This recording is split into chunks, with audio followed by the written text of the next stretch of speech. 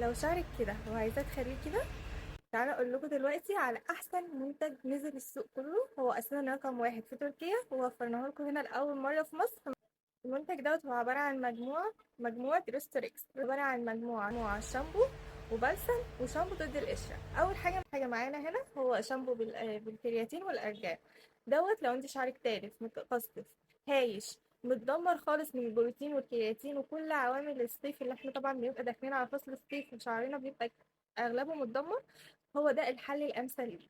طيب انت بقى شعرك عايزه يعني خفيف وعايزه تكثفيه، ناخد المنتج التاني من مجموعه شامبوهات روستاريكس. شامبو كولاجين وبروتين من روستاريكس هيعالج مشاكل الشعر لو انت عايزه تكثفيه، لو انت عايزه تقويه، لو انت مثلا حابه اللي هو يطول وشعرك قصير جدا، هو ده الحل الامثل ليه.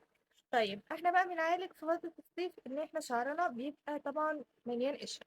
ليه؟ لان شعرنا دهني وفي فتره الصيف الدهون بتكتر فيه. طب ايه رأيكم بقى ان هجيب لكم انسب اختراع نزل من مجموعة روستريكس؟ لان الاختراع ده هو عبارة عن شامبو ضد القشرة، واول شامبو يعني طبعا معروفات على كل شامبوهات القشرة اللي هي طبعا بتسبب الجفاف، لا ده اول شامبو ينزل السوق المصري من غير ما يسبب لك اي جفاف لشعرك. روستريكس شامبو ضد القشرة. الشامبو دوت اول شامبو حصريا فعلا ما بيسببش اي جفاف للشعر، وبيعالج القشرة وبيعالج كمان الفطريات طيب الشامبو دوت بيعمل ايه كمان؟